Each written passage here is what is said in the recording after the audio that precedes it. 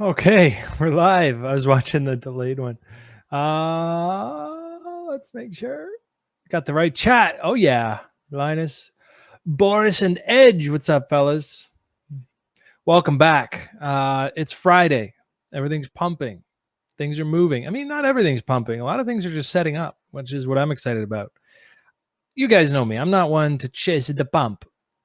Except for the pump chaser zone. I do enjoy that. Just got off the Peloton bike. So if I sound out of breath, it's because I am. Wasn't jerking off, I swear. Now, we've got to look at signs that I'm seeing all over the market that there's this massive retail mania coming.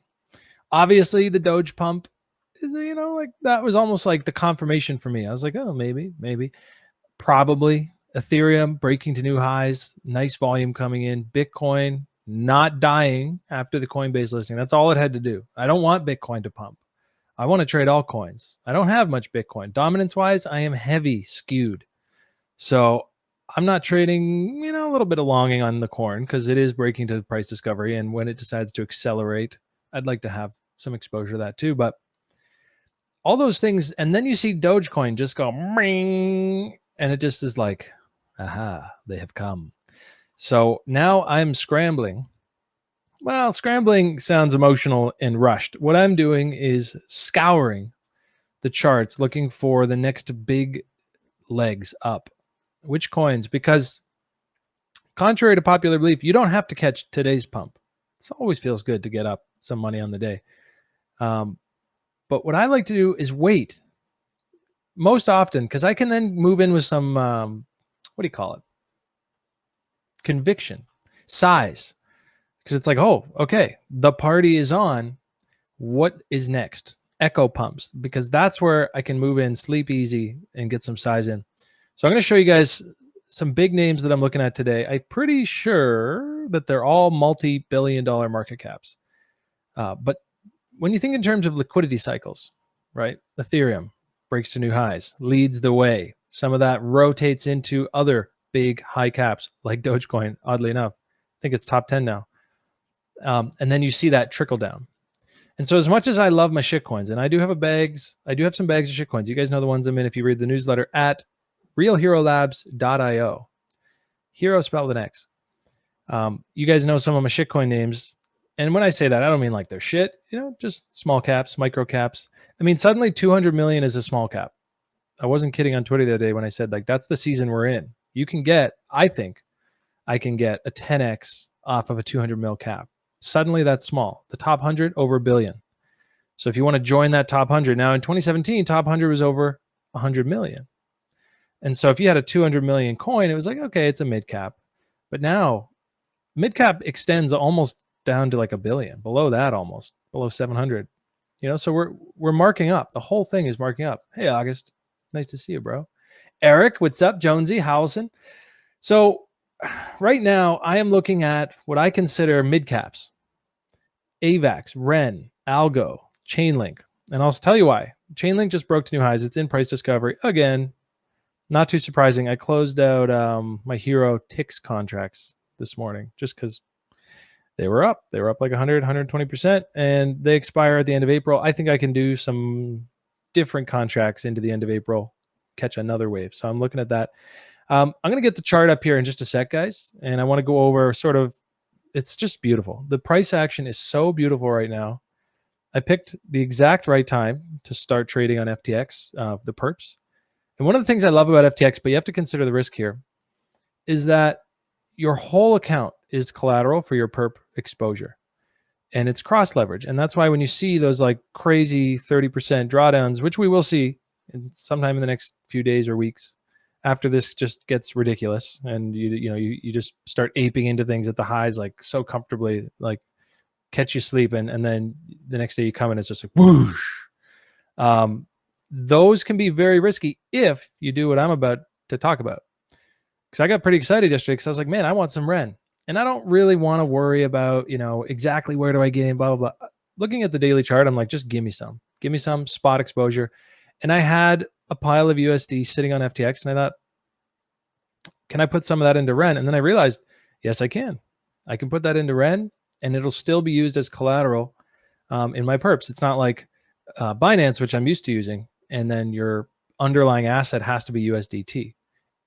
There's other futures on there, but generally speaking, I was doing the isolated margin, USDT underlying. So I picked up some Ren today on spot on FTX, and I can still use that amount of capital as part of my collateral. Now, here's the risk, and this should not be understated. If Ren dumps and I'm in a long on Ren and my underlying collateral is Ren, whoosh, it can really move fast. 10, 15%, whatever that drop. I don't think we're going to get that today. I think it's just breaking out. But I have to keep that in mind. If I want to keep levering up and I want to be long and have this long exposure on an asset, but I'm using that same asset as my underlying, the downside will accelerate at a speed that I'm probably not anticipating. I mean, I'm anticipating it now, but not the same as if it was a USD underlying. So keep that in mind. But all that to say, I'm excited because I picked up some Ren spot, not too worried about exactly where my entry needs to be, but it did turn out to be perfect. I'm a little sad. I looked left today. I literally was just like, what? Checked out ALGO, set up a nice ALGO intraday scalp, looked back, had missed that same dip on Ren, which was actually, in my mind, the stronger play. So that's my journal for the day, my journal entry. We're going to get into Bitcoin. We're going to get into Ethereum. We're going to get into the top coins I just saw that I think are all setting up for another big leg up, led by things like Link. I'm going to show you what I see in the charts. And then again, the purpose here is never to here's all the coins, go buy them. Because that's ridiculous. You're not going to make, you might make money like that once in a while, but at the end of the day, through and through, by the end of a cycle, you'll probably shit it all away because you didn't learn the fundamental reasons why somebody like myself took positions. So the goal here should always be to learn how to do this yourself. Some guys in the trading pit recently are just like, follow my calls and yelling at each other about how, you're poor because you don't listen to me. It's like, I don't get the attraction of that. I don't want people, honestly, to follow my calls. I hate that. And then like a month later, something's down. I've exited because I spotted the market structure. I don't tweet about it. I don't always tweet my exits because people hate that in communities, right? Sometimes I do. But then, somebody will message you like 2 months later, be like, hey man, are we still long on this? I'm like, motherfucker, I sold that coin months ago. What are you doing? And it's like, yeah, you're the worst, me. So just keep that in mind, guys. Full disclosure. Never financial advice, but legit, just learn what I'm going to teach you today. If you can, share some ideas because I learn a shit ton from you guys. I don't have enough eyeballs to catch everything that's going on in this market right now. I'm going to flip over to screen share. And then we're going to get into it. So right here, I've got the Quattro up. We'll take a look at this in a minute. I think it's sensible. God, Ren looks good. Oh, we're gonna get into Ren today. It's breaking out right now.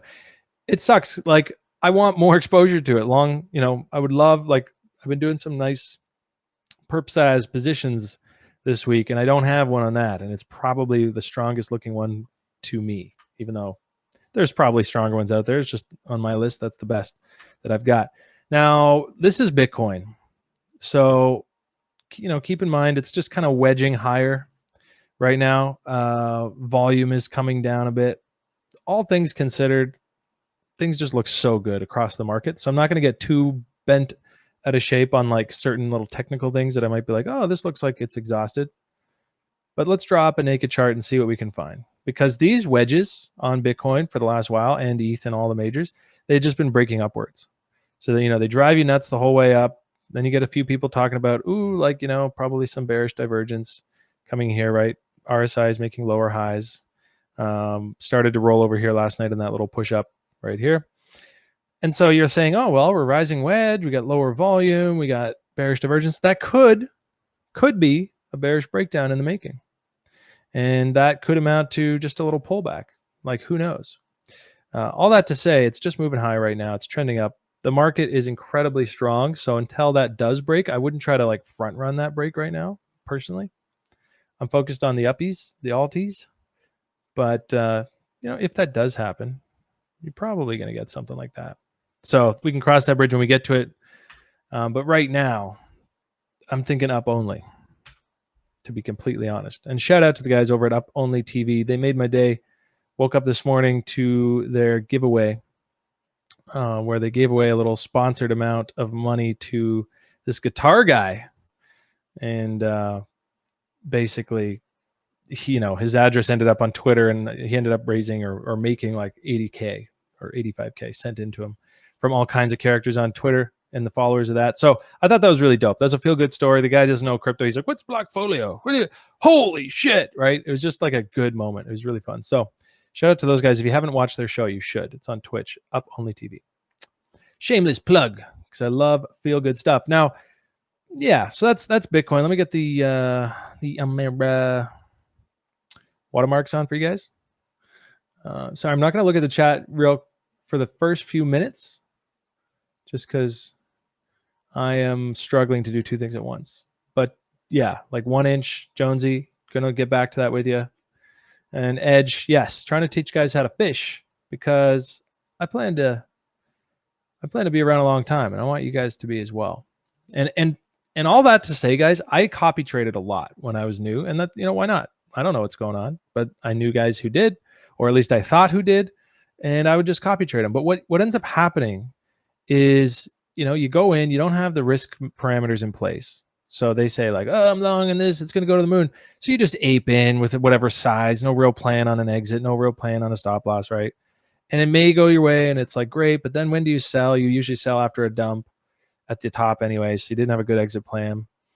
Or it just doesn't pump at all, and you get just washed out, and now you're underwater, and you go back to the Twitter, and they either didn't respond, or you find out they already are out.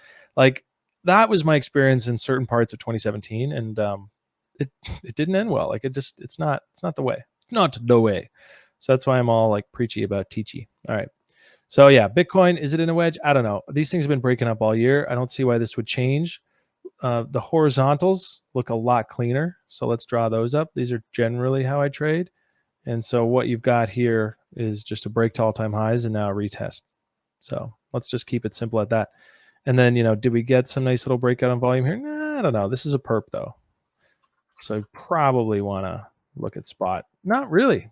Not really. There's not a lot of love for Bitcoin at this moment, necessarily, compared to altcoins.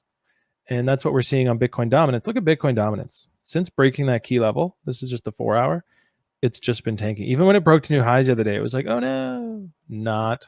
Ethereum said, nah, I think it'll be alt season, bro. And now we've got Doge moving. So really, like, look at this risk on window, guys. Come on. I know back in January, early January, when this thing went into a risk on window right here, actually on January 4th, there was a lot of disbelief, a lot of doubt. A lot of people that are like, yeah, sure, bro. Bitcoin's going to wreck your alts. But it's a clean signal. And you can see any positions in alts versus Bitcoin that were taken here for the most part are absolutely crushing right now. Period. They're just destroying. AVAX was at like $3 back here. A lot of good stuff happening, and we're just kind of moving on with that. So dominance looks good. Let's go touch on Ethereum. Probably want to get the ETH daily chart up, so let's do that.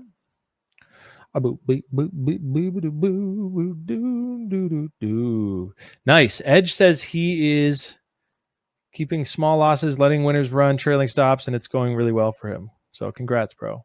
Take notes. Edge is crushing it. Everyone here can crush it. There is a formula, and it's a hard formula to follow. It's not actually a very complicated formula, and it has to do with risk management, full stop. And that is like, it's really hard. It's so hard to get your mental hurdle. Thinking small ends up with winning big. If you think risk first versus reward first, you tend to protect what you have. And if you do that, it's really like, that's the real up only. I don't know if the market's going to go up only forever, but for this season, this year, maybe this decade, it will. But someday we'll be in a bear trend someday. And on that day, you got to ask yourself, is your equity curve going to be in a bear trend as well? Or are you going to protect that shit? So shout out to Edge. Thanks for that. This is Ethereum, man. Look at this. I mean, clean breakout. This white line is here because of this central candle body high structure.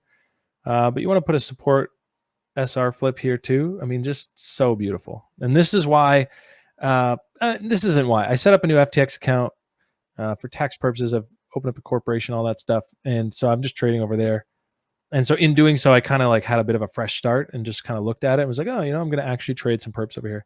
And it's just the right season for it, because now we're just getting these clean sort of breakout, retest.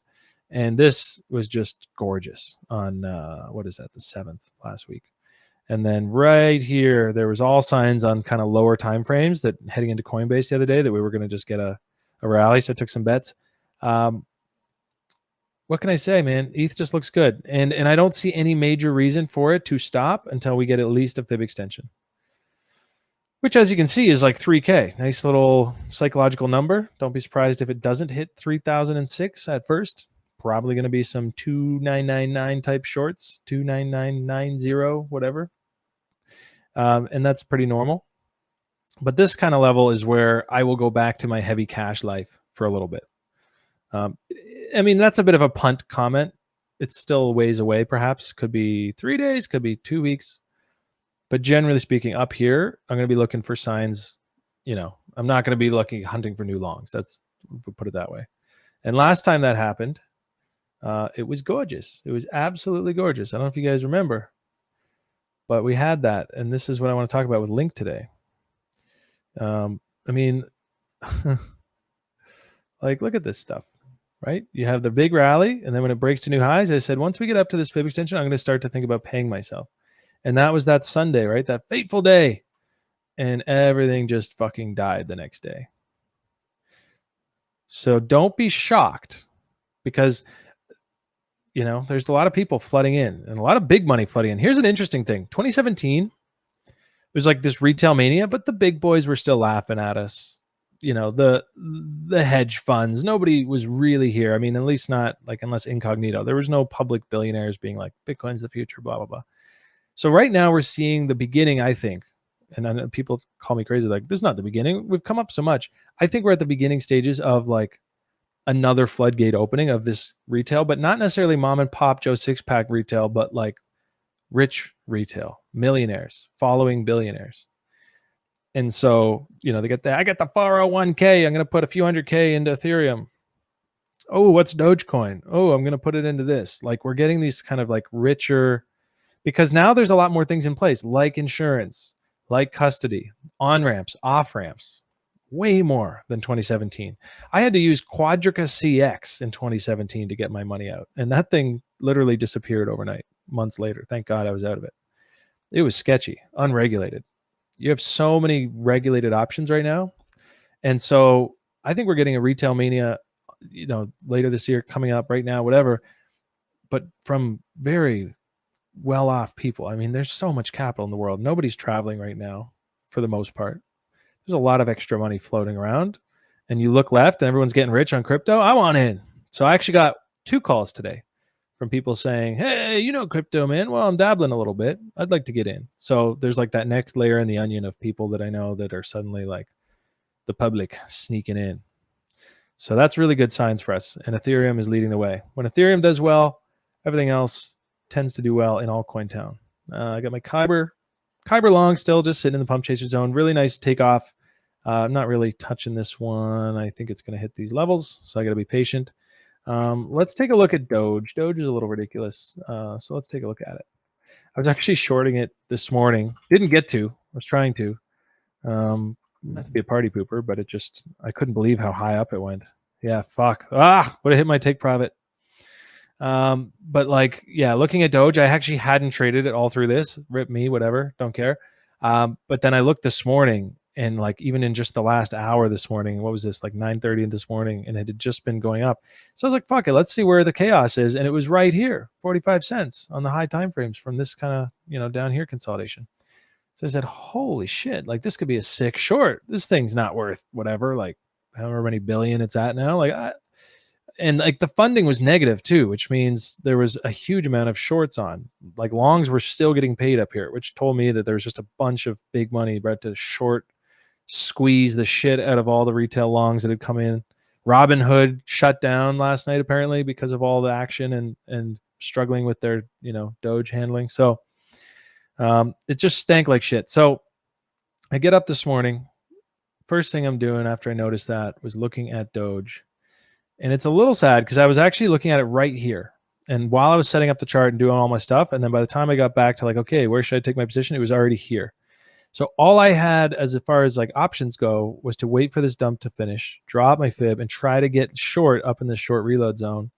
And as you can see, I missed it. Womp womp. Happens. I had piled in some orders here. It didn't make it. And that was, it would have been a great trade, but that's part of it, right? Missed trades, like you always say, right? You want to have small losers, you want to have winners, small winners, big winners, and then break evens, or just missed trades. I didn't lose money on that. But that was my day with Doge. As an intraday, it was so sexy.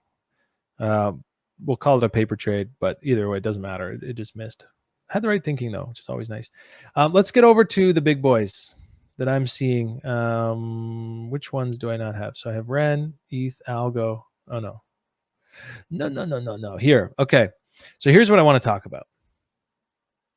ID chart. Luke Reeves says ID chart. Yep. It's coming up. I mean, I'll give you a sneak peek right now. It's doing its thing. You don't get to go straight up. You just don't. And you can feel it in your psychology right now if you're holding ID, right? Why do you think we get dips in the market? It's because we hit profit objectives. Traders take profit. You can look at this. Ding, ding, ding, ding, ding. Like, tell me that this 618 wasn't on people's minds. Just a clean fib extension. And then people were buying here, obviously, too. Like, there was probably some people picking up. And then you just get this shakeout. The whole market's looking nice. You get like a 7-day down move, which is not small. That's not a small move down. That's like 43%, even just from this. I mean, that's from the high, that's like 50%.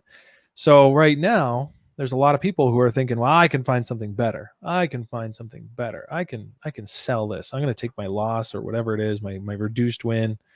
And that's just what you get. And then whatever this looks like, I don't even know if it'll go that low, and then you get the next leg. And I'm very certain, certain's a word I try to stay away from. I'm very confident that this will have another leg. I mean, if this is the high for the year on ID, I would laugh. A loud laugh. But you can see people get anxious during these dips, right? They just look. It's like number went down. Oh no, number went down, number went down, number went down. What's happening? And that's why I love TA, because it gives you something to look at. It gives you a reason. It gives you a target. It gives you spaces, levels, So we are coming into candle body high support. It is probably going to either tap and go here, or more likely just hang out here for a bit, bore people to death. The last high came in on the highest volume. So I don't see what I often look for if I'm thinking top or, end of mini cycle, whatever we want to call it. And this came in on the highest volume. So in my mind, that's just really good news. Kind of low volume selling here, not like some big exodus of capital, just like a slow drip of boredom and impatience. We'll put in some kind of reset here and probably see another leg by the end of the month. So I guess that sneak peek at ID turned into exactly what you asked for, a full take. So let's look at Link. Link is a strong coin. If you've been around, you've heard of it. Chainlink, Oracle play, the king of the Oracle. And why I'm looking at it today is not because I think here is like a great place to go long. I picked up some Hxro TIX contracts back down here, and I sold them today. That was great. It was like an end of the month, close above 38, close above 36. Okay, cool. Moving on. This is not a trade setup as much as an example of just how I'm looking at the markets right now. So when I say there's another leg up coming, exactly why I think that, and then what I'm looking for to complete that next leg, that's where I pay myself. So if today is the day, this week is the week that we're starting another leg on the daily chart, that means for 2 or 3 weeks, we could be enjoying a very large move up. And then in those 2 and 3 weeks, I want to have my plan in place. Whenever that comes, I need to know, this is where I'm going to close this much and all that stuff. So today's planning day or executing day, depending on what coin we look at. And so let's just look at these fibs and the way they mark these legs. You have the lows from March 2020, nice big move. Okay, let's take that and draw a fib extension, a high time frame extension for where another leg could end up.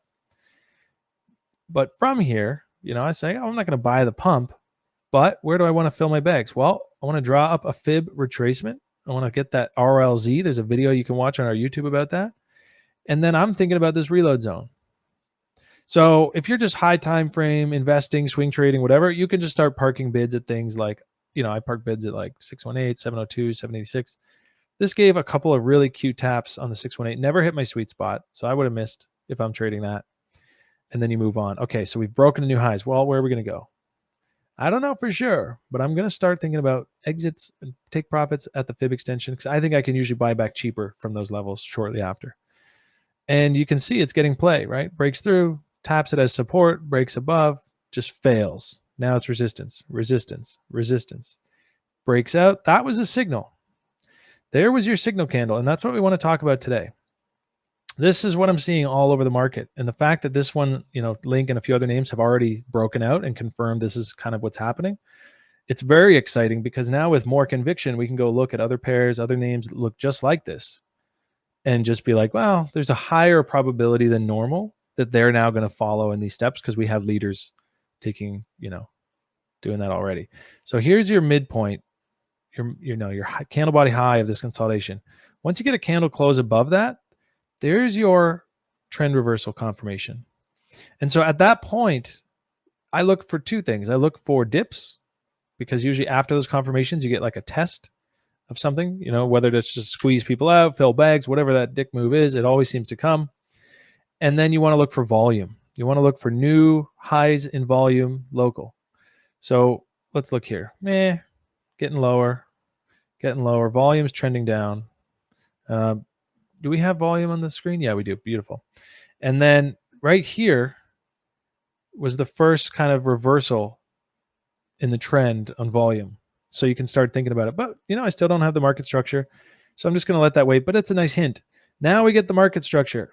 This closed above. I said, holy shit, that's looking really good. This was the kind of confirmation of breakout on volume. And that took place right here.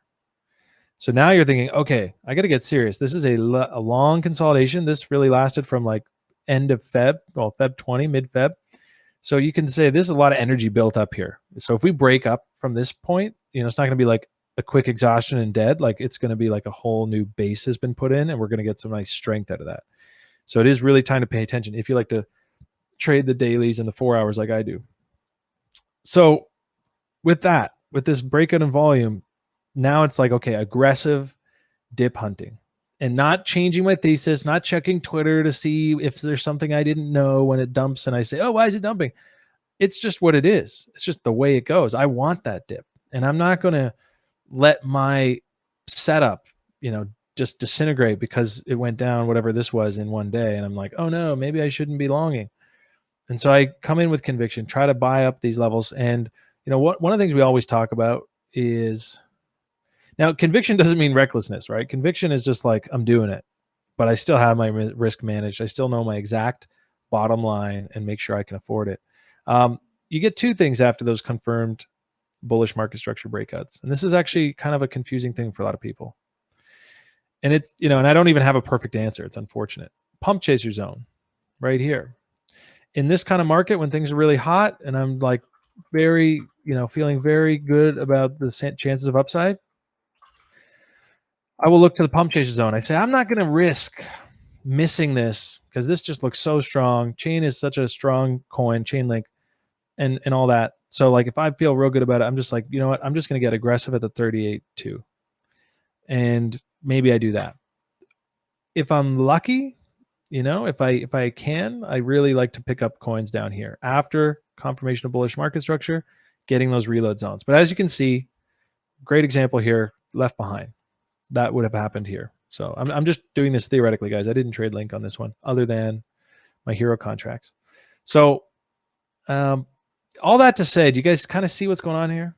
So you kind of see the setup, you understand the structure that is on Link, and then look at the result, right? And yeah, it's coming down a bit today. It may even come down a little more. It may come in, probably. It would look totally fucking normal if it came in and retested these highs. And there's a different trade in there, obviously, for people that just like to buy SR flips. But that's not really the focus for today. But that's probably a great level to be stink bidding at this point. In a bull market, you get pretty hot and heavy tags at levels like that, and then it just runs. So, side note. But ultimately, there's a really nice trade in here, all the way up to $55. If we get real greasy, we could get out the old Chaos PRZ. That's going to put us up to $62. And if we really just want to be like vague and general about it and just kind of take it as it comes, we could just create a pocket and say probably there's a probability very high that up in here there will be consolidation and possibly like the first pullback, you know, to a 382, shake it out, reset, build a new base, and then next leg. So this is kind of how the legs form in my mind. This is the best way I've found to measure them, the best way I've found to trade them, and that's fib extension, fib retracement, fib extension, fib retracement, fib extension, all that. And you can see here too. We're just talking about with those SR flips, come in hot and heavy, bing, got to have those bids working. But obviously from here, that's Feb 22nd to April 4th, you know, like, do you want to sit here in Link for 2 months? It looks easy back here. Whales will do that. They'll, you know, they'll just sit here, load up, holders, whatever. But personally, I wouldn't have sat in that. I would have probably pinged it if I did, and then just sold it somewhere through here and just found a new trade that's moving now. Because I like to move around. So that's Link. And that's what got me thinking. If this is what Link's doing, then I want to look at other charts and see what's happening. And you guys can see I pulled up 4 that are kind of my favorites right now. Ren just has insane volume. We're going to take a look at that. AVAX just confirmed that first bullish market structure yesterday. And 2 days ago, maybe, actually. And then ALGO's kind of like already started to move up, and it doesn't have the insano volume breakouts that I, you know, want, really. But it looks good. And the Bitcoin pair looks good. So if that's the case, then all of these coins, including probably many others, but I'm going to focus on these right now, are building up and showing the same signs we just saw from Link for other legs, new legs. So let's start with AVAX. AVAX, one we've been watching on stream, you know, came into this reload zone. We talked a little bit about it. Actually, the one day I got excited, right? I was like, ooh, there it is, sitting there in the reload zone right after a little confirmation, right? Bullish market structure, reload zone, like we talked about. More patience required. And now we've just got this nice breakout on volume. And yet another higher high printed on the daily. So this dip, these dips, oh yeah, you better believe I've got long positions. I bought some in spot. I'm trying to find dips. Let me see if they filled. I don't know if they all filled or if any filled. No, only 1 out of 1/5 of my longs on ALGO or AVAX filled today, but that's on perps. I've got a nice little spot bag because, like, with perps, you know, I tend to look at it too closely. I'm like, ooh, and then sometimes I get stopped out on a higher time frame play because I'm trying to be too scalpy. But with spot, I'm just like, you know, I'm going to hold that. I don't even look at that account right now. It's on Binance. I'm just going to, you know, so I'm in on this one for the run here. And let's see, you know, this buy volume is typically the best stamp of approval you can get that the next general move or leg or trend will be up. And buy volume is dominating at this range. So don't be shocked if ALGO or AVAX gets onto some leaderboards in the next few weeks or days or whatever. Now, Ren is probably my favorite. Nice, very clean range, you know, or move here. So we can get that fairly confident 1618 extension, nice and clean up at 287. And, you know, all these legs always look big because it's high time frame. You're like, wow, that would be sick. But, you know, don't be shocked when these things happen, or if they do, don't be like, how did that happen? This is normal stuff in a bull market and with what we're seeing. So then you get down into this range and you're thinking, well, okay, what am I seeing? Am I seeing buyers step in here? Do I have to expect that maybe this will go lower? Did we satisfy the retracement? We did, and it was a pretty strong reaction. You can see that just bing, and it hasn't gone back down now. So while sometimes I would be tempted here to draw from this low to this high and try to grab a oh, it did come in. It's too bad I wasn't looking. God. Shut off the stream. I'm salty. No, that's too bad. But that's, you guys can see this stuff, right? It's pretty cool. When I discovered this, I was like, holy shit. And it totally changed my trading. Not necessarily trying to call the bottom, but when you get the bounce off the bottom, just measure that and then get the retrace of that bounce. That's what I did today on ALGO for a day trade. It's so far so good. Now, what do we see in Ren here that's really blowing my mind? And that's this buy volume. So, I mean, that's clear as day. Even back here should have been clear as day. Imagine getting that, the buy volume, and then having the opportunity to load the reloads on the next day after you basically have your confirmation that this is like a new range and then it'll break up most likely. But now we have these nice 2 days Didn't quite get the bullish close last night. So I was kind of like, but with this buy volume, I'm like, just find me a scenario where we don't eventually break up north from here, and I'd be call you a liar. Unlikely. So Ren looks really good. I'm hot on the Ren trail right now. Picked up some spot, looking for longs. And then of course we have Algo. Same kind of thing. And I bet if we did like a hunt today, we could probably find a whole bunch of these. You guys might be watching right now and you're like, yeah, that looks just like this chart, this chart, this chart. So sorry that I kind of just get onto these rants. I don't look at the chat too often just this minute. I'm going to be more interactive soon, I swear. And then right here, same kind of thing, right? Big rally, pink, right into the reload zone. And now we're just starting to trend up. This one's been a little trickier to trade. Like, it's not as clean. It's just kind of like fading upwards, but it's almost more bullish, except for that there's not quite the same big buy volume. I have this to hold on to, but we're not seeing like yesterday and the day before. So this may not move before some of those other ones. But if you get too nitpicky with like trying to get the one that goes tomorrow, sometimes you end up missing, right? So it's like, if I'm just really bullish on this one and I think we're going to have a great month and Ethereum is blasting new highs and Doge just ripped off people's faces, then why am I worried about what goes tomorrow versus next week? I need to take positions in high time frame strength that I see and just chill. That's what I need. Like, I don't want to get too into the scalpies and being too nitpicky. But Algo looks really good. I mean, came out of this little consolidation range, broke out of it, just chilled along top, and now broke out from there. So this is why I'm confused, because I would have expected to see like a little more buy volume here, kind of confirming like, oh, fuck, we're going higher, get in. So there clearly seems to be less FOMO on Algo right now. But, again, is it going to trend up from here? Is it going to follow the market? Probability, yes. All right. Let's catch up to the chat for a sec, guys. Those are kind of my big four. That's what I'm looking at. Doge short miss. This is my day trade from Algo. Feeling good about this one. I actually put it out on my Twitter. I don't usually do like scalpy leverage day trades on Twitter because I don't know. It's almost just like it's harder to follow, and I'd rather just do midterm setups and ideas. But I was like, fuck it. I'm doing some day trading today. Everything's so clean. When you're in a really strong bull like we are, where we just saw ETH take to new highs and all these things breaking out, TRX going 20%, Doge going 200, and then I wake up to a dump into kind of low time frame reload zones, I get, that's when I'm like, okay, well, I got to trade this. I typically will not do much day trading. I've just got work to do and other things to do, and I find midterm holds and swings can outperform anyways.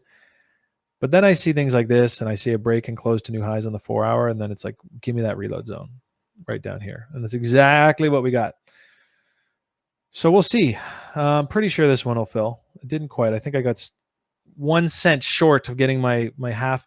And so the way that I would play this is close half the position up at this first take profit, because then I'm locked in, right? I've got basically 4 to 1. So for every $2 I risked, I'm going to make $8. And yeah, it could go way higher, but I want to guarantee if I get this far up, like a 4 to 1, I want a guaranteed winner at that point. Because if you just live in the world of guaranteed winners as much as you can, especially on things like leverage, where shit gets volatile, more often than not over the years, I've found that it's just best to lock them in.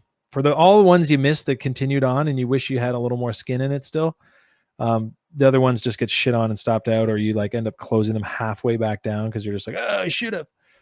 So I'm going to close half here. I'm going to move my stop loss to break even here, and then I can leave that totally risk-free other than funding.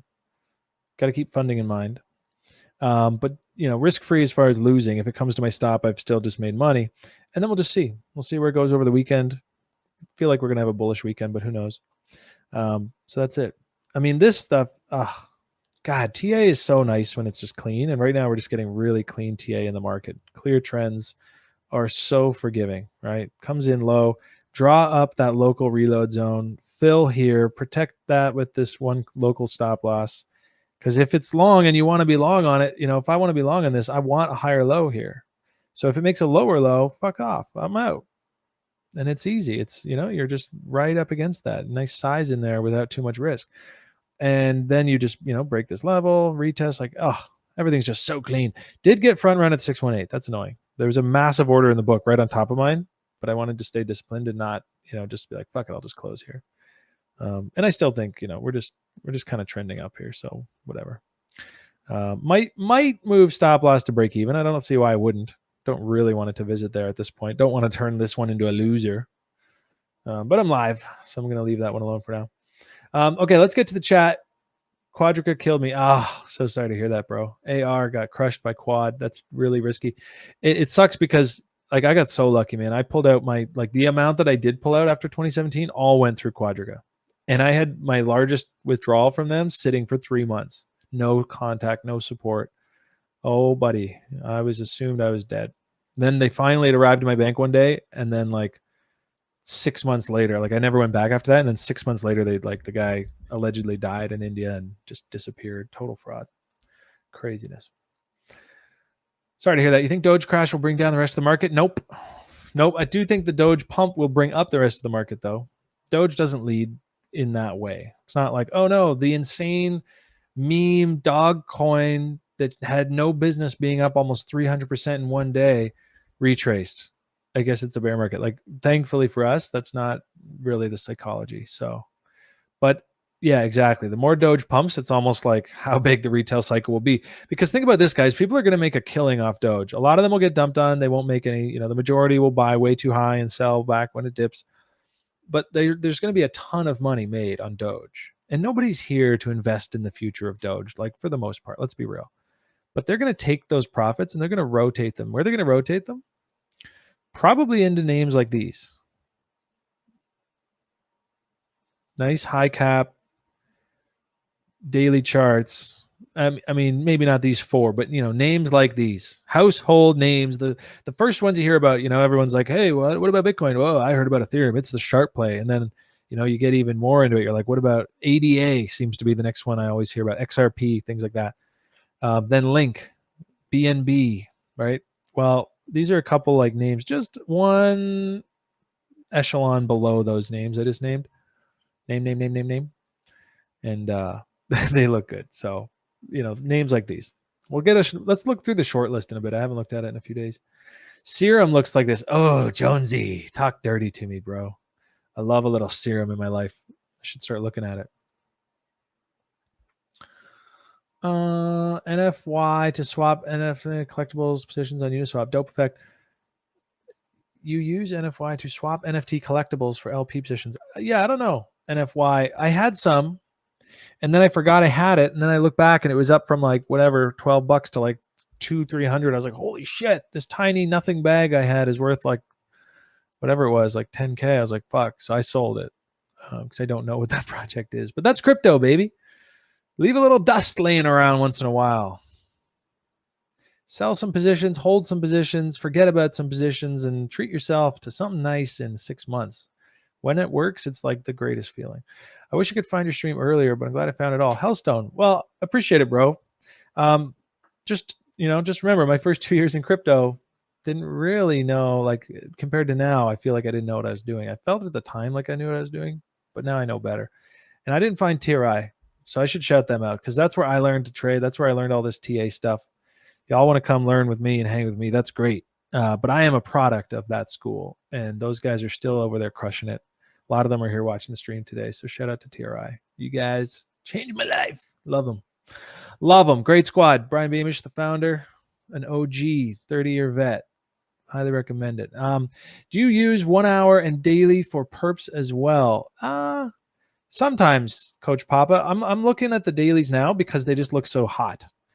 These setups, if you see them on any time frame, they look great. But when it's on a daily, there could be some real mega plays coming up in the next month or two, which if you've been around is kind of what I've been speculating on, that Q2 would just be monstrous, mind-blowing. I mean, you got to think historically, May, June, very good for altcoins. Last year, it was more like July, August, but there's this massive spring rally so many years. Even during the bear market, it was a decent spring rally. 2017, very good one. So yeah, looking at the dailies mostly. But if I'm sitting here and it's kind of a day trade, I wake up, it's 9 a.m. I want to find an intraday trade that I'm going to probably close by dinner. That's a 15-minute trade usually, 15-minute chart. But I still look at the higher time frames to set it up, right? OMI, please, from Dylan. Okay, I don't know I've ever heard of that one, but I'll see if we can take a look during the request in a little bit. How are we doing for time? Oh my God, 13 minutes left. If we were going to cap it at an hour, maybe we shall, maybe we shan't. Appreciate setup walkthrough. Howson, yeah, appreciate that, man. Hopefully that all makes sense. One thing you got to remember, guys, is this is not I know how to trade now, right? I can explain this to you all you want, but there's so many micro bits to it, whether it's timing, decisions, tracking, ways that you can fuck that up. Fundamentally, I think I broke it down to you pretty clearly because these all look similar, and it kind of laid out how, what I'm thinking about Link. But there are so many little bits that go into trading that setup successfully over time. So as always, what I'd recommend is you get on like a paper trade, some kind of thing. I know it's not like the sexiest thing to say right now when everything's going up, but even on the side, maybe you got some positions, you're messing around, but like on the side, practice this shit, track it. I think TradingView has, you can connect here and then go down, and paper trading, you just connect paper trading. And it just like, it links you to one of these charts with an account of, fake money, units, whatever. You can set stop losses, limit orders, practice like, well, fuck it, even 5. I'd say 50, figure out if you're profitable. After 50, if you are, you can get more ballsy with those setups. But even like 5, just to be like, what does it feel like to do it the right way? To set a stop loss before I even take my entry, to then take my entry and fully commit to losing what I put into that stop loss, and then to set up a take profit, and then to actually just fucking leave it. It's a really, it's not as easy as you think. And it's a remarkable feeling when you start to master that kind of action in the market. That's when you can take it to the next level. Bow. All right. Bow 0. Did you sell your BitClout? Hell no. I am not selling BitClout. In fact, I would consider Nick, who you guys may know if you're back on the stream in the summer, Nick Cote, one of our old analysts here, previous analyst, Hxro Labs. I was on the line with him this morning. We still chat once in a while, quite a bit actually in the last week or two, and he is crushing it over on BitClout. And as you would expect, with somebody like him who has a vast network in the space, he's been connecting with a lot of interesting people who collectively have more followers than the entire crypto industry combined. And these are guys who are now balls deep on their mission to drive their traffic to BitClout. And, not to get into conversations about the back end and whatever else, and all that stuff. I know everyone's like, well, it could be a scam, could be risky. Okay, whatever. Do your own thing. But people are coming, and they're coming. And this is part of that, retail mania kind of is on its way thing, because we have these onboarding things we didn't have before, like things like BitClout, things like NFTs, things like products people want to use that, they have to get a little crypto to get into. And suddenly they're like, oh, what's this whole thing? BitClout is exploding in growth, and the price is just trickling up. And yes, there's no selling, although there actually are a few swap sites now where you can like these trusted OTC engines where you basically put up an order and then they send it into an escrow contract, and when the ETH arrives, you then get signaled and you send your BitClout, and when both have arrived in full amount, the center entity takes care of the swap for you, probably takes a little fee. Those kinds of little trading platforms are kicking up for BitClout. So there actually is ways to get out, probably not with size. You got to go to OTC desks for that. But there is a market for it. So on that note, no, I haven't sold any. But my bag's up, a few 100% and a little bit of creator coin trading. So it's been fun. Not trading too heavily on creator coins. Paul Paris, I appreciate that, man. That is why I'm here, because I have it in my head that I can do some good and create content that you just fucking love. That's my goal here. So appreciate that. Razor. Yep, I'm going to be looking at that. H-bar, one of my soft spots. Going to look at that. And when I say that, I'm literally mean like right now when we look at, I'm just catching up on chat. VSP, okay. Producer John, good sir. If you could put that message at the bottom like you sometimes do with all the different requests piled in, and then I'm going to whip through them here as we get closer to the end of the show. Glad to hear, bro. ZRX in the pump chaser zone. Let's go straight to it. This is one. I ran out of powder, so I couldn't get in. Right down here, we were looking at it on stream, right? And I didn't buy any, and it started moving. I was like, fuck. But then this is the absurd thing. This is one of my errors that I journal about. I always talk about you should journal stuff. This is one that I'm consistently journaling. Zoomed in, I was like, ooh, I missed it. Zoom out, it's like, really? You see all this potential upside, just like even just a retracement of this range is an insane move. Like just not even to new highs, just like within this ballpark it's created. That's just a 382 right there. That's a point 0.5. Reload zone seems likely usually when these things happen.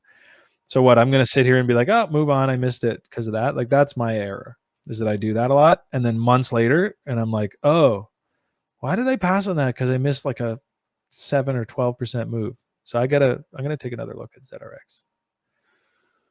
IOTA. Haven't heard that name in a while. Could take a look at that. I saw it pumping the other day.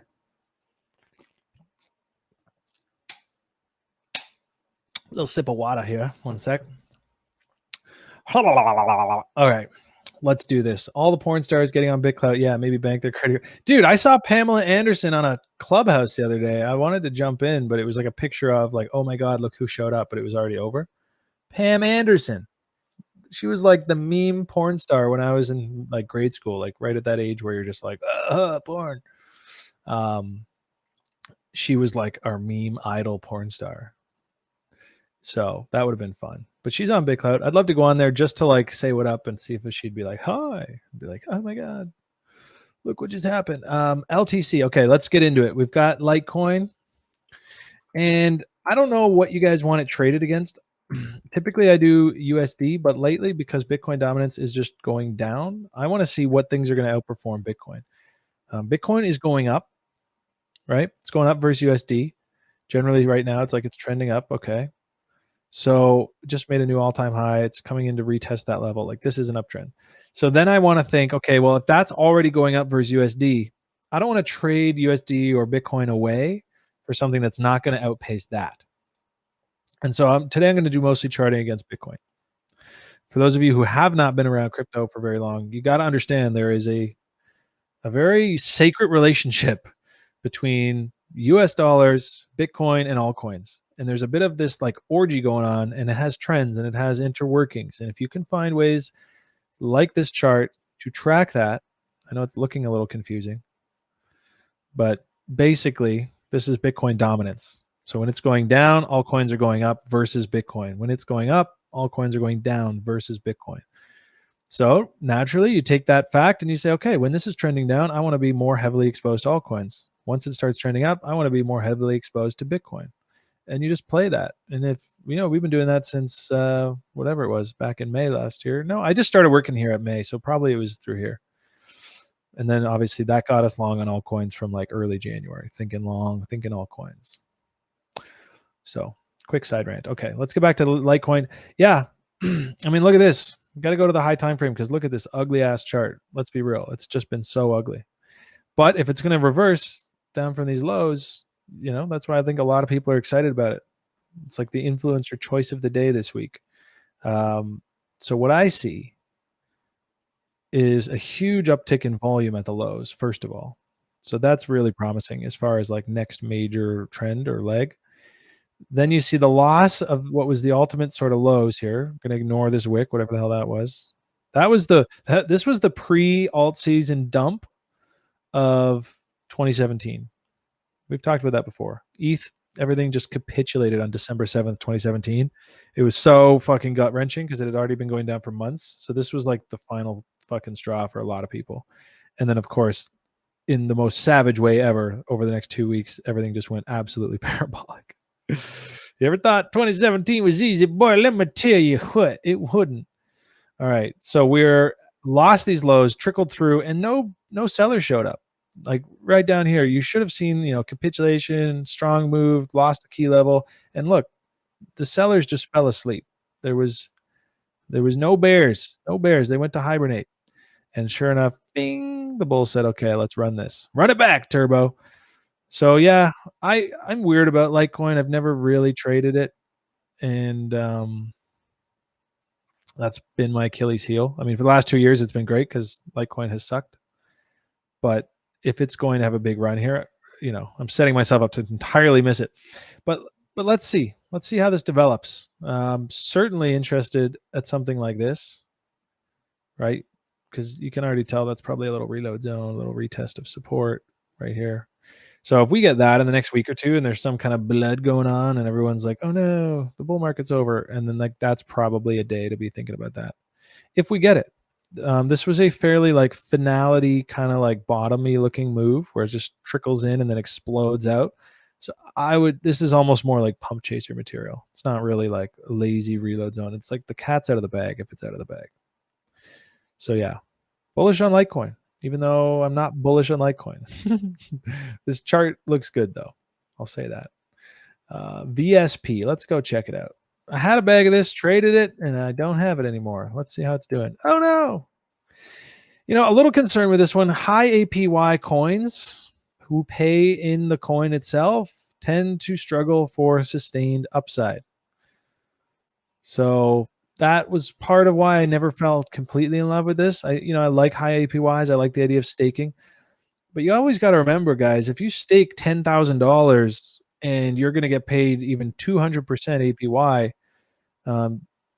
but you're going to get, just say you stake it and it's worth $1 at the time. In this case, it's like a $42 coin, but just say it's $1. So you stake $10,000, it's worth 10,000, and you get paid 200% APY. But by the time all that inflation hits the market, all that sell pressure, that base coin you were staking plus all your rewards are not $1 coin anymore. It's a 30-cent coin or a 20-cent coin. You didn't make any money. And that's why there's, I'm not saying that's like this is a shit project or anything, but that's what you got to remember with these high APYs. They pay in what we call vegetable tokens, and they just get watered down. And so it's never like it's just not how finance works. You can't have sustained hundreds of percent gains that just keep creating wealth. I don't know. Maybe you can, and I'm not an economist, but that's my understanding. So all that to say, this is trending down, but it's in the reload zone. It's looking probably for a floor in this general range. But it doesn't look like a touch and go type play for me. In other words, it may get boring down here for a little bit. We'll see. Whether that's, whatever that's going to look like. You see this all the time, right? And then it's wait for that volume, wait for that breakout, wait for that retest and go. So right now the bears are in control. Big sells, not a lot of buyback. Big sells. We'll see if there's any buyback. But you want to wait for that. You want to wait for this. Well, actually, this was the signal. So then it's like, okay, the race is on. Buy the dips. Perfect retest. There was like, your picture perfect dip. And then, then comes the real volume. So watch for that kind of thing. It's so sick, right? We were just talking about this earlier. I mean, breakout, retest, nice volume breakout. That's a really good signal. Doesn't mean it's guaranteed, but as a trader, you see that, you're not going to take risk on that. What the hell are you doing in the market? Sure enough, probably like, just about 100% move. Not bad. Whew. Long-winded today, as ever. Look, guys, I don't think I'm allowed to chart Hxro token. I don't know. I put it on the chart sometimes just quietly on like Wednesdays, but like, Hxro Labs, they're affiliated with Hxro Games Inc. and the exchange. So I'm not going to chart that coin. I don't want to get in shit. I obviously have a bag. And the light paper that came out yesterday was great. That's all I'm going to say. It's so exciting. I mean, the fact that they're offering 100% value accrual back to token holders, like as team members, their only way to make something off that, or founders, is like to have a bunch of the token themselves and invest it themselves. So you're basically like getting the same rate paycheck, or whatever you want to call it, passive income potential, as the founders. Like, I think that's a really cool idea. So I'm all for it. Well, obviously, big supporter. But I don't think I can chart it. I don't want to chart it, man. Be like, it's going to go here. And then I get sued or fired. You guys are going to get me fired. Yop. Okay, guys, we got to talk about Yop for a quick sec. I did mention as like a quick update, because I didn't want, I've been talking about this coin. I'm advising this project, with through my fund. So full disclosure. So I'm pretty close to them. So we're big fans.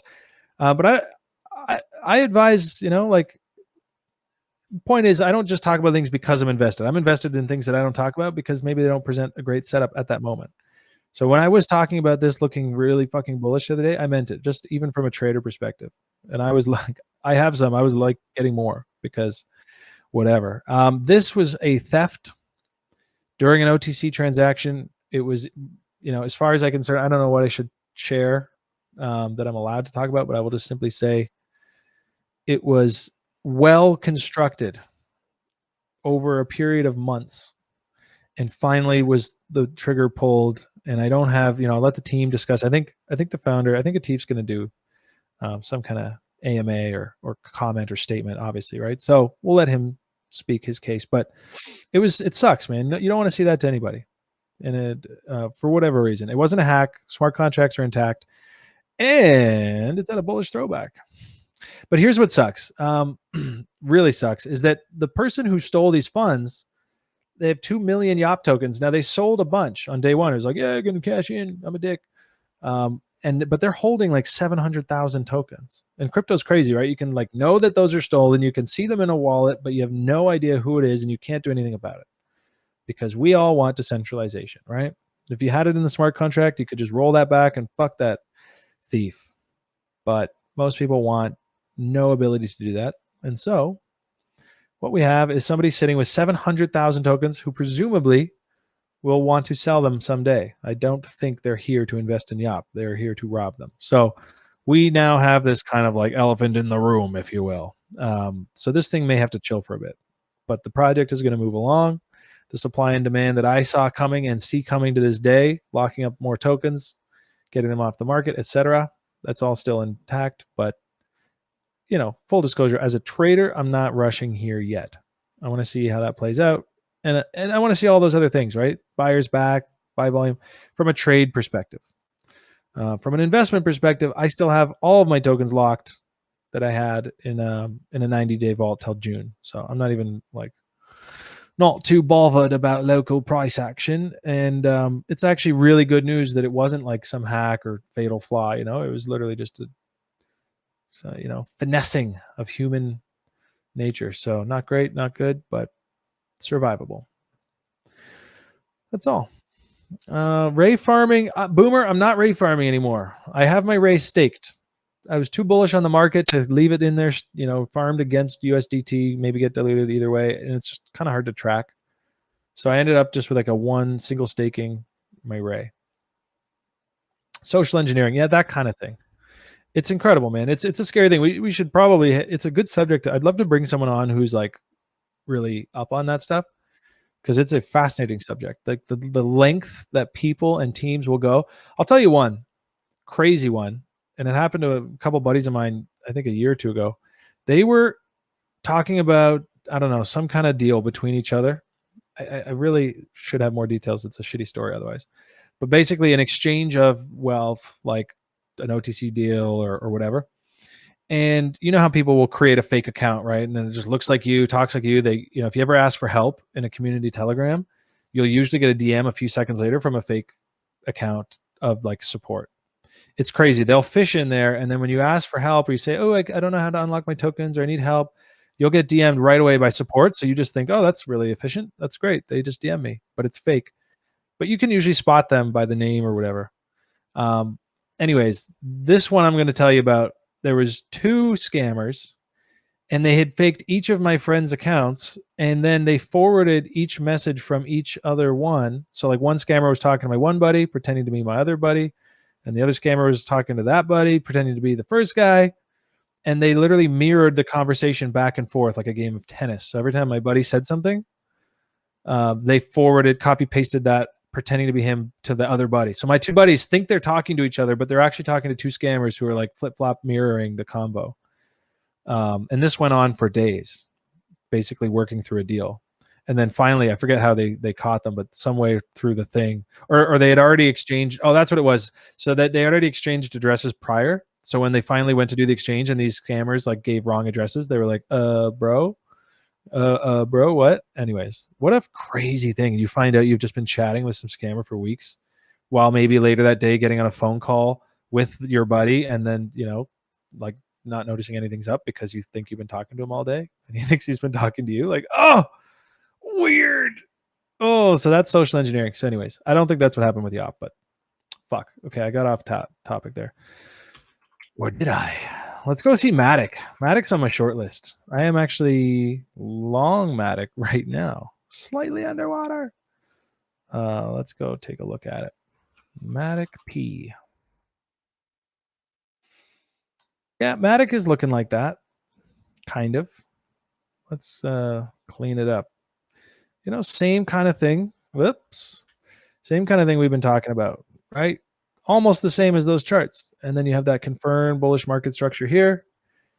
Crazy kind of very inorganic looking volume here. And next leg incoming, just had the highest candle body close ever last night.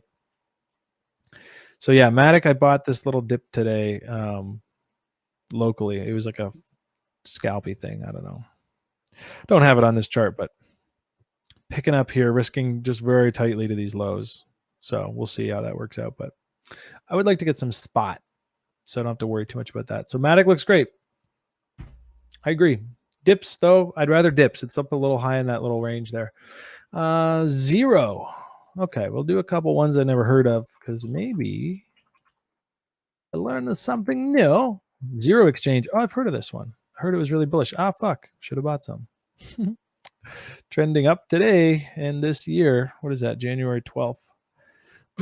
Yep. And you can see, first thing I'll always do in a chart, just get this nice little, see where we're at. You always get these sick fells and uptrends. Ugh, so sweet. Seem to. Yeah, Hxro is at range highs, just kind of swept, not really call it a sweep when it's on Uniswap, but you know what I mean? By the dips, I don't know. Let's see. It isn't an uptrend. The highest high came in on reduced volume. So that's generally what I was saying earlier. I look for as like if I'm a little less bullish. But we're sitting in a pump chases zone right now. So keep that in mind. If you really want to catch something moving up from an old range, like this is generally a great level to do it. So good eye, man. This is the right idea. And then, if the market cools down or if it doesn't just keep going ape shits over the next week, then, you end up seeing something like whatever. You might end up, and then, so that's always possible too. And that's why I just manage risk on trades. But it's in the pump chaser zone. The market's pumping. So it's kind of not bad. Social, yeah, trust but verify. Exactly. Visor. It's a Uni V3 narrative play. Is it called Visor? I feel like it's this one, yeah. Oh, wow. Yeah, I can't.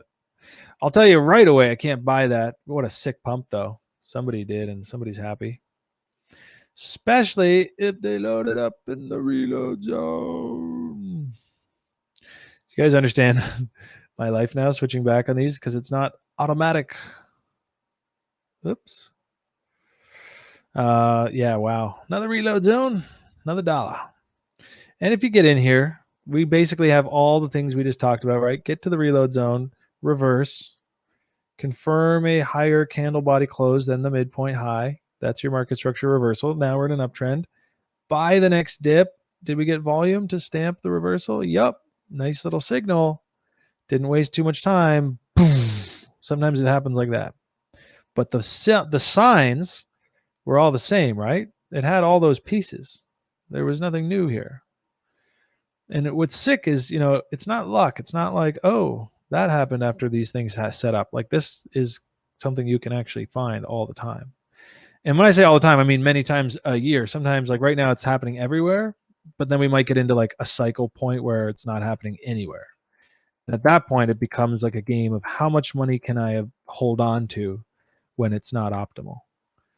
How much money am I going to give back before the next good optimal thing, right? So this was painful. This was like weeks.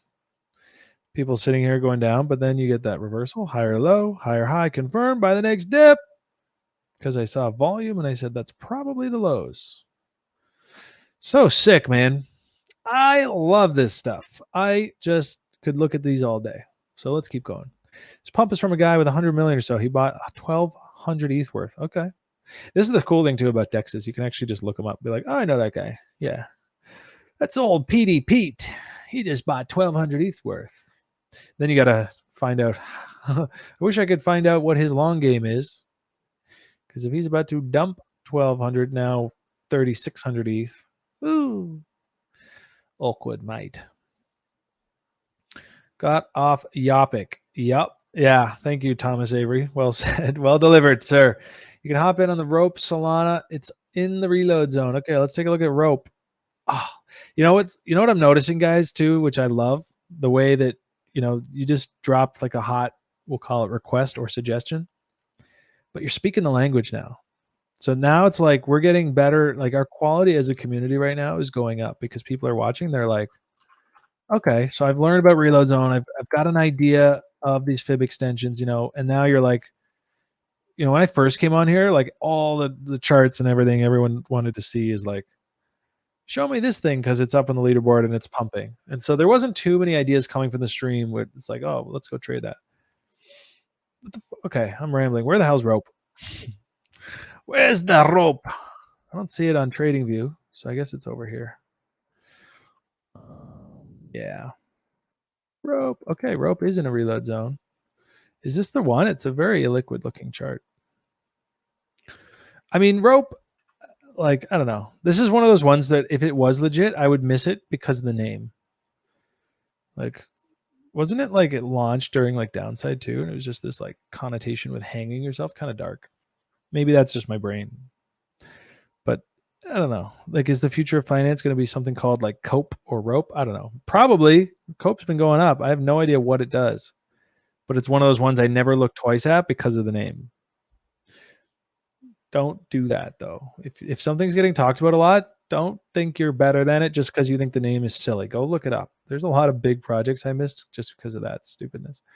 During the depression phase, then towards disbelief, etc. Yeah, there's patterns to look for. Yep. Lots of more MTA. Yeah, MTA's been doing really nice and setting up beautifully. We should look at that.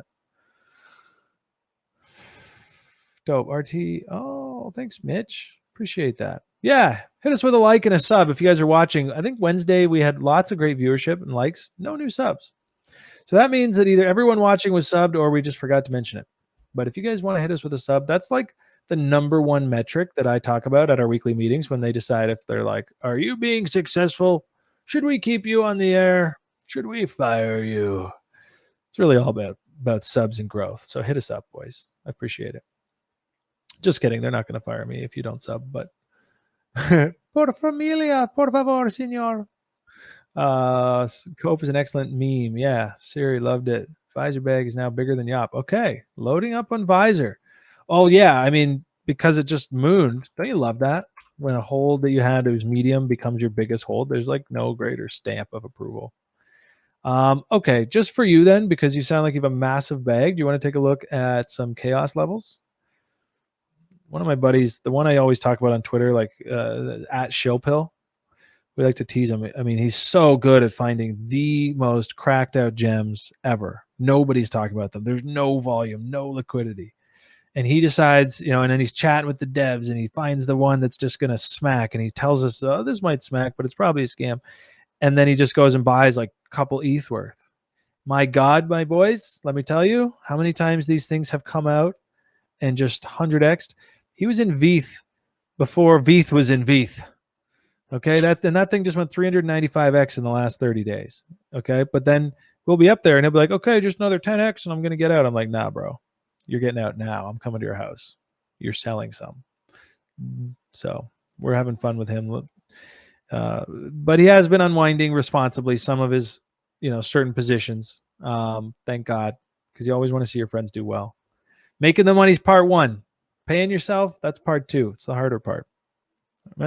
Actually, depends on the market cycle. In the bear market, part one's the hard part.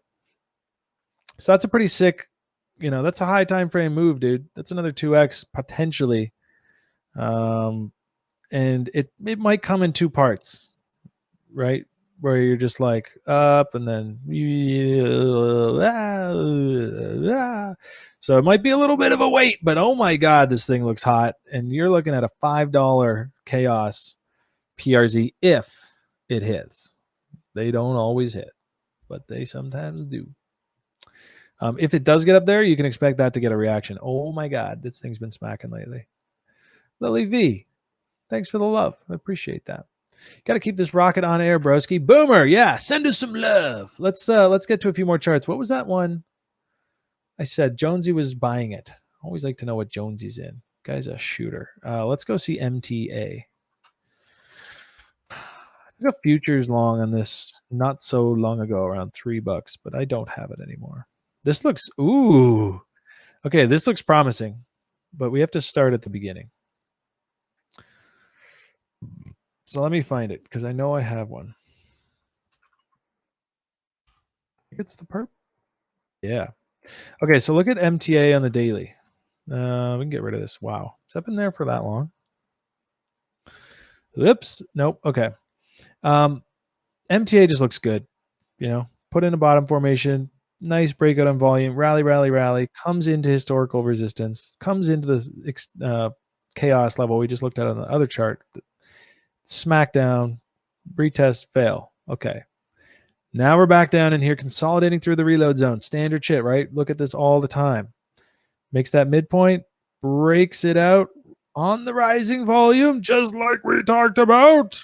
And here's the cool part about this one. It gave you that reload zone that I like. This is my favorite setup.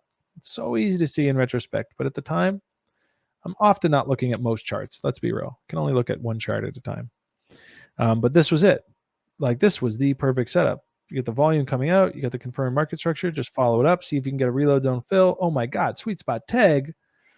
And now we're off, and we just kind of got front run on this resistance again. And we're coming into sort of a retest level. So when I see this on the daily, if I'm starting my morning day trade or futures trade, or I'm looking for midterm swings, I want to start at the higher time frames, maybe a weekly. In this case, usually the dailies, because the weeklies all just look bullish for the most part. And so right here at the daily, I say, okay, I have yearnings for a long position. I want to be long. So then I will go and zoom into a more, detailed time frame. And so, we kind of have this breakout retest going on. So now I can think, okay, this was resistance right here a few times. This is a pretty strong level across the board. You can see resistance here, resistance, right? Support, resistance. Like, it's getting play. Not too clean right here, but, and then, of course, clean, breakthrough, shakeout, and now we're kind of into retesting. So this is generally an area, especially with all that rising volume we saw. Like, this is like, okay, I'm thinking long.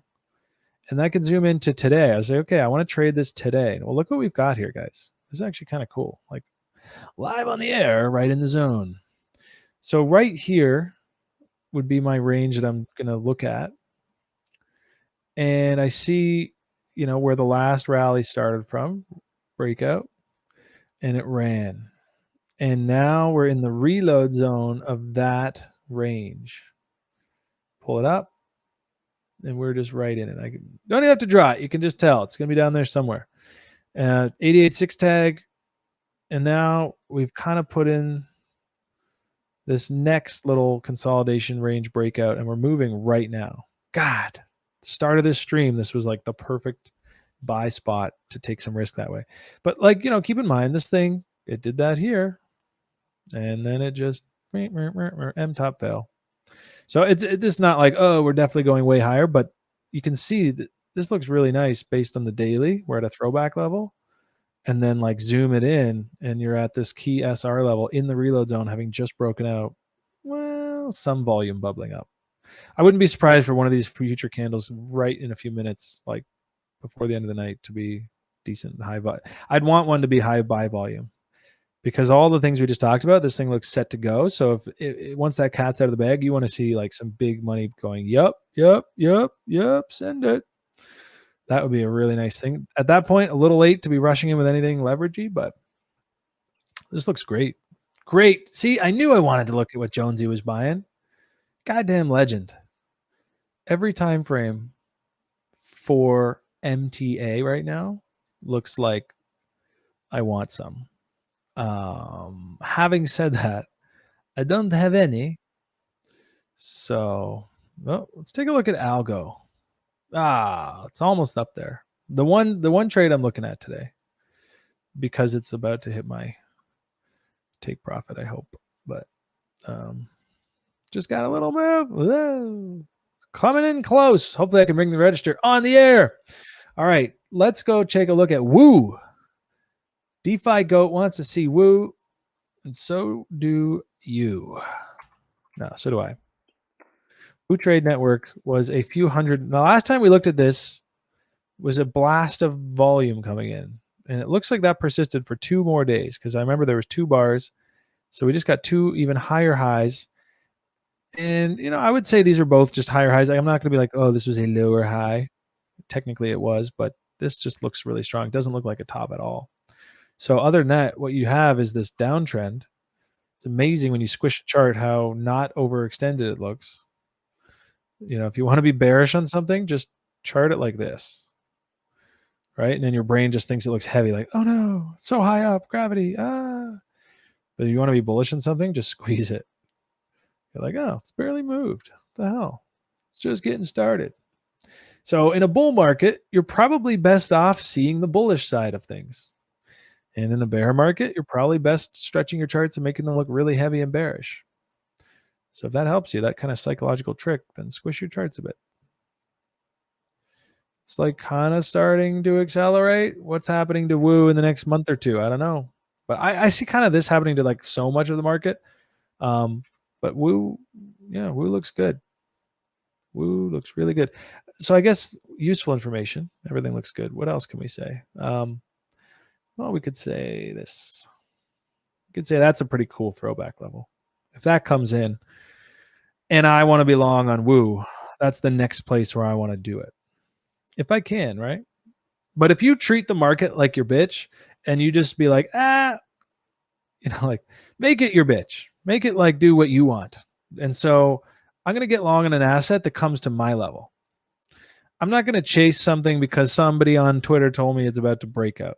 They might be right. There's a lot of great traders on Twitter and they do great. They do great breakout signals.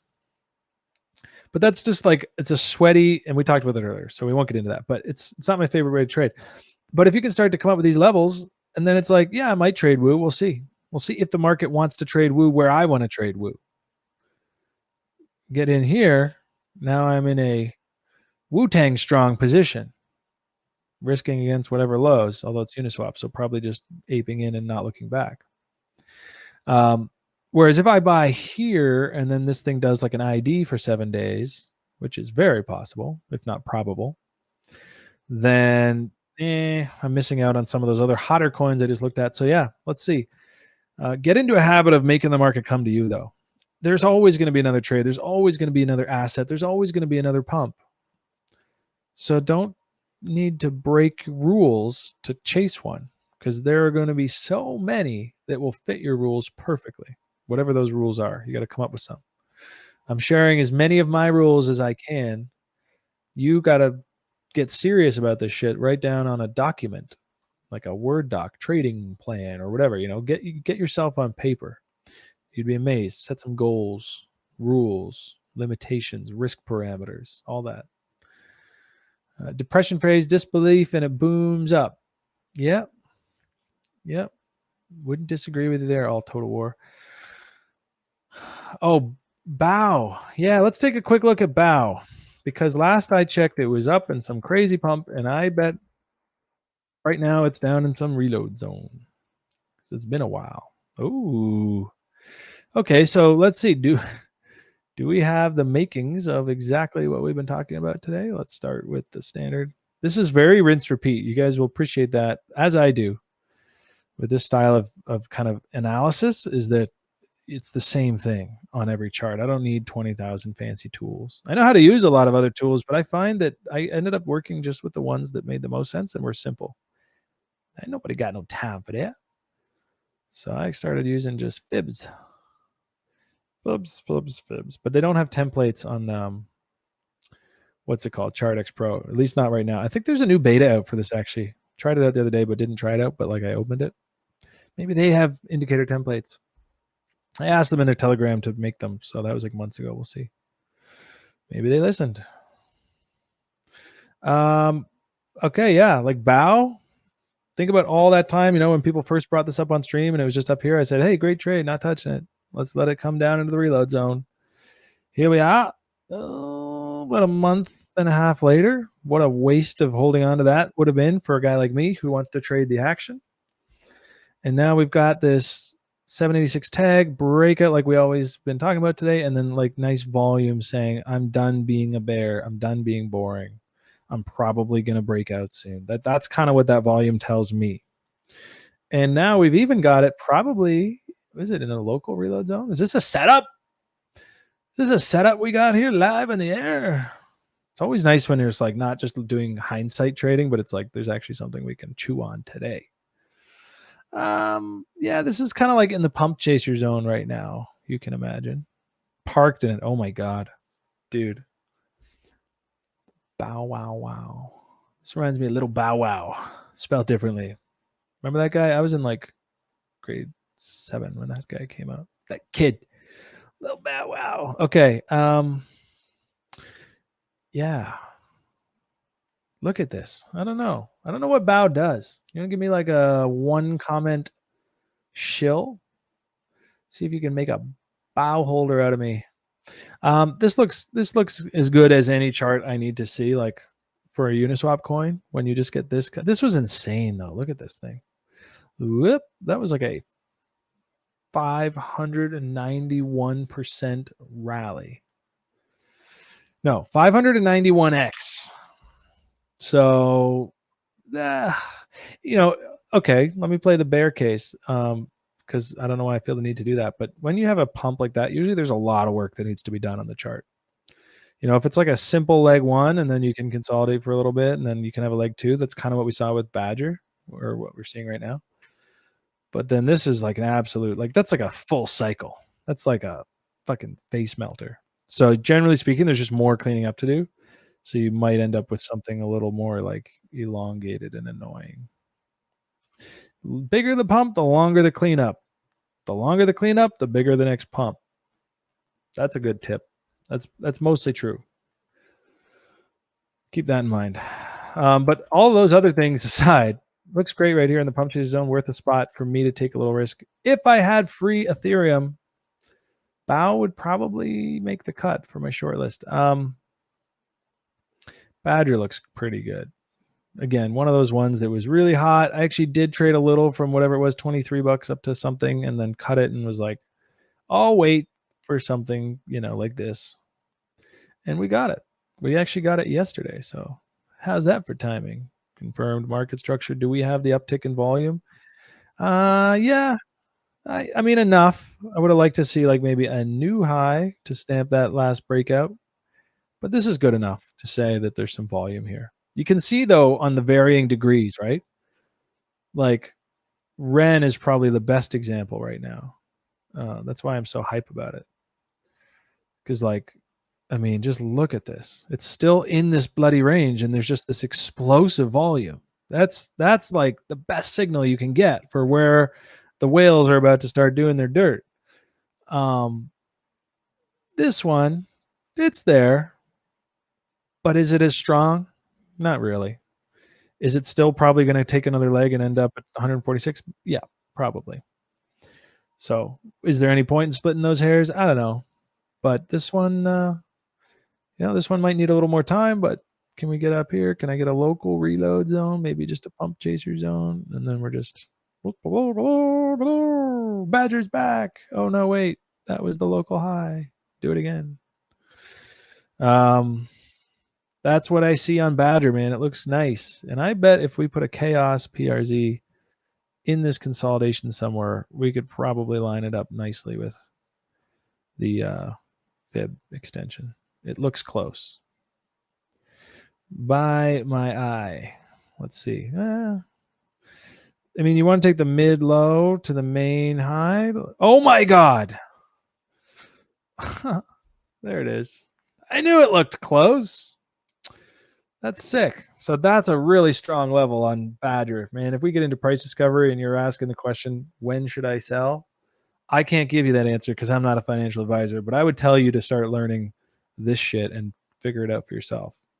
Teach yourself, treat yourself to a new lesson. Because these levels, when they line up like that, it's what I like to trade. Got to sell someday, mostly, right? unless you just have passive income, Badger's DeFi, maybe you do. But if I was trading this, it would be loading this range, dumping all somewhere through here.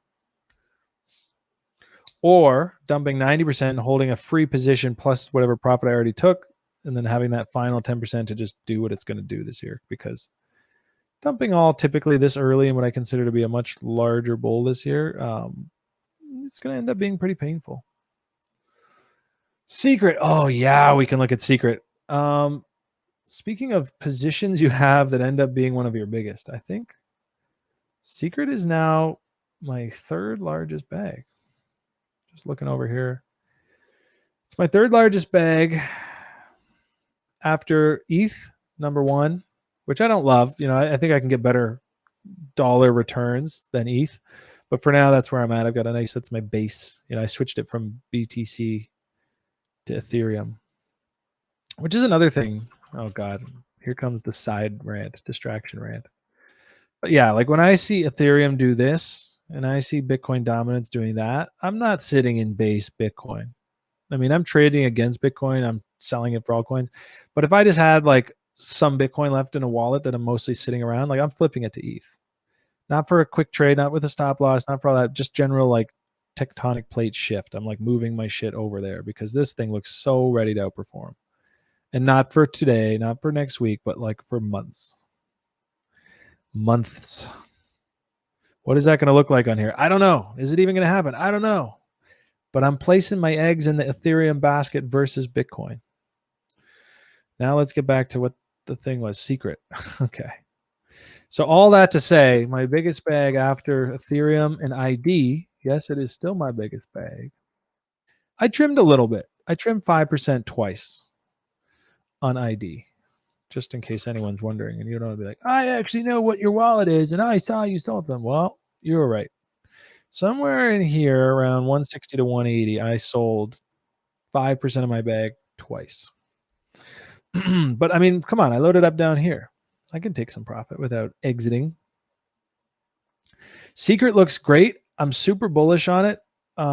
There's an upcoming layer 2 on Secret that I think is going to be great that we'll be talking about eventually. It's called Sienna Network, I think. Sienna Network. Check it out. It's dope. It's really dope. And we'll do a bit more deep dive on that someday. But it just made me realize how undervalued Secret Network is. And I won't get into the dev tech specs because that's not my style. But I will tell you that privacy matters. People love it. And you tell me the name of a fully private smart contract blockchain right now. Which one?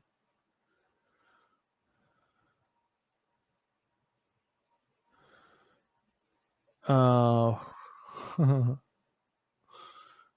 Oh no.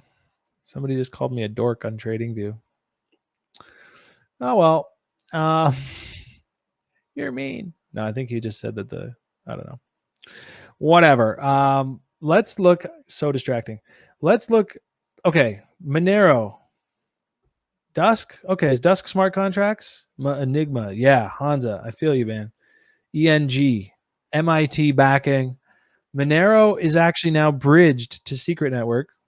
They are more like a payment swap, you know, like a Bitcoin private, so to speak. Monero is, but I don't think they're a smart contract platform. And they, so far, you can't really do much with Monero in DeFi until now. And where is it? On Secret Network. And what is the market cap of XMR? 6.2, almost $6.1 billion. What is the market cap of Secret? $300 million. This thing is undervalued to me by my, 118 million TVL. I imagine that would climb now that they're going to have Monero integrated DeFi stuff. So I'm super bullish on Secret. I bought more yesterday just in this. I was like, oh God, like it closed again. More highs in volume coming in. Closed, I got like a new high, and I was like, man, like this thing's just like bleeding upwards. Like I'm not gonna get too fancy. I was like, fuck it. I'm just aping in another third of my bag.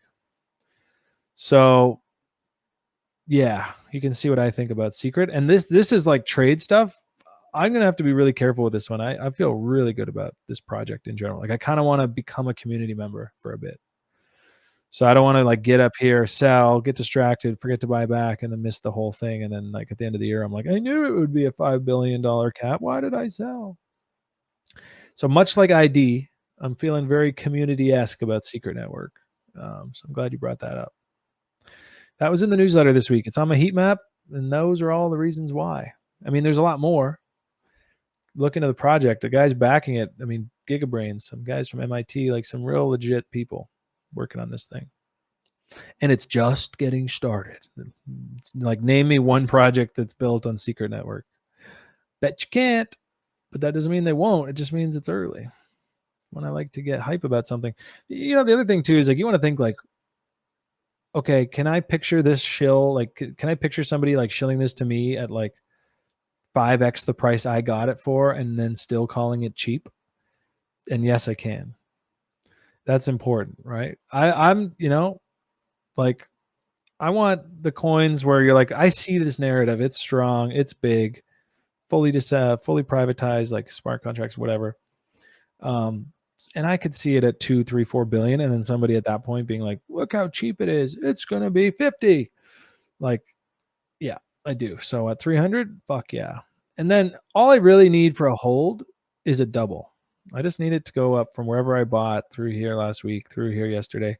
And I just need it to go up 100% from there. So say my average is here. I bought most down there. I only added like a 30% add-on. But whatever it is, I mean, look at that. Not even at this chaos level, and I'm already at a double. Sell half my position, take back all the initial I put into it. Whatever I have left is completely risk-free. And I can ride that as high, as far as whatever, you know? So that's probably how I'm going to play this one, at least a bit. I may not sell right here, but up in this pocket, I'm going to pay myself so that it's a free position plus a little more. And we'll see how the year goes in Secret. How long the stream going to be? Blade Runner, we got to wrap pretty soon. Glad you brought that up. I could rant all day. I got to remember that I've got the producer on. Didn't double check with him before the stream what he's got to do today, but if it was urgent, he usually would tell me. But yeah, we're going to wrap here in just a minute. Blade Runner, I'm sorry to hear that, bro. Yeah, we've been doing like the keeping it to the hour lately, but honestly, as soon as the stream's done, if I finished early, I was just going to be sitting here doing this anyway. So there's zero good reason to cap it at an hour today, even though bots will tell you that an hour-long stream on YouTube is technically better for rewatch than longer. I'm here for y'all. I'm here live, so I'm not too worried about rewatch. I'm focused on what's in front of me. It's the homies. Shroom. Okay, we're going to wrap up with a couple names here. Let's do a quickie on Shroom. This is one I put in my NFT bag at the start of the year, but I guarantee you I sold it before the big fireworks. Slight gain, got bored, bought something else, missed this. But Shroom looks like it needs to pull back. Shroom did a full cycle at a very quick, dirty glance. I'm not an Elliott Wave guy, but this kind of thing, that's like a cycle. And then this, so we might even get like that. Whoa, that's gross, but like that ABC. But no, personally, not looking for this one yet. Take this low, draw that high. Change this back to a reload zone. And then we'll see. We're in it. Oh, shit. We're actually there already. Squish your charts if you want them to look more bullish. Okay, there we go. Yeah. Do we stay up here like AVAX has? Or do we dip down into here and really shit the pants for a bit? But based on everything we've talked about today, you know, you could pretty much tell what I'm going to do on something like this. I'm going to wait for the bulls to be back in control. Right now, they're not. Bulls or bears in control, bears in control, bears in control, right? So there's more sellers in the market right now, but that will shift someday, most likely, if the project is strong. And then, yeah, you just got to get after it. Got to get in here. Maybe it's on top of the RLZ. Maybe it's below. It doesn't really matter. You just let it happen, because when it's time, almost certainly, if the time comes, there'll just be this like average, like if you had like a moving average through here, and then there'll just be like a breakout on one candle of volume, of buy volume. You'll be like, oh. And then you're going to wait for this, the new high, to break that midpoint. And if you get both of those, get aggressive on whatever that next dip is. That's how I trade it. So that's probably what I would do with Shroom here. And that could be tomorrow. That could be in 2 weeks or a month. I feel like NFT tokens need to cool it, but I don't know. NFT protocol itself also kind of threw a little bubble. But look here, you know, test pump, big rally. Like, is that the end of it forever? I don't know. Rari is another good kind of proxy to these. Also looking pretty fucking heavy, given how bullish the rest of the shit we looked at today looks. And then you want to go look at the big boys, like the ENJ. ENJ looks pretty good, if I'm not mistaken. Yeah, it's doing fine. So some of the bigger names, Sand, suddenly is like one of the proxies. Ran right with ENJ this year. It's looking bored. It's not looking as heavy as those. Mana, another great NFT proxy. Oh my God, yeah. So maybe NFTs are still having a bid, but it's these like lesser tier Uniswap names are just kind of being forgotten. Probably because NFTs are attractive to retail, and retail is very not down with what's going on with Ethereum fees right now. Maybe that's my guess. Maybe that's my guess. No, that is my guess. Yeah. So that's it, guys. I think that's it for today. Got a little distracted there looking at a message. I do have to wrap with 15 minutes left. Let's get back to the studio. I feel like we had so much. Yeah, here we go. I feel like we had so much. Yeah, there we are. I feel like we had so many good charts today to illustrate the kind of trading that I like to do, the kind of trading I'm trying to share with you guys as a strategy. Because we have these beautiful accumulation zones and ranges happening right in key areas on fib charts, you know, on those retracements. And then we just have these like buy volume breakouts coming in with perfect little pullback retests. I mean, it's all there. So with a lot of different examples today, hopefully that gives you guys, you know, a nice starting point for how to get after your trading. And for those of you who are wondering, TRI, where I learned all that shit, they do terms. There's 3 per year. Their next term starts on May 10th. So at some point, I should probably just legit chill that thing outright because it's so valuable, that course I took. But May 10th is their next term, and if you miss that, then you're not allowed to go in to the course until September. So I highly recommend it. Can't say enough good things. And that's, you know, that's like everything I did today times 100 as far as like direct instruction and stuff. So anyways, guys, appreciate you guys coming in today. Let's keep an eye on Ren. That's probably my favorite based on all this buy volume. Algo looks like I'm half a cent away from closing up my day trade and then riding free bag to the rest. And AVAX fits this. I don't know why I didn't pull up AVAX. I've got a position in that one. It's very much like all those others we just talked about. MATIC, same thing. All hopefully following Link on that kind of next leg shit. And if even one of those names follows that full leg up while the other 4 get stopped out, if I'm managing risk, it'll be a win. If all 5 of them go, we have alt season, which is exactly what I think we have. So have a wonderful day. CJSO4 asked me if I'm drunk. He says, are you just sitting there stone-faced happy moving your mouse around? Is everything okay? Yeah, I don't know. It sounds like CJSO4 is having a rough day today, man. I wish you all the best. Appreciate having you guys all here. Whatever you do, always play from a position of strength. Take care.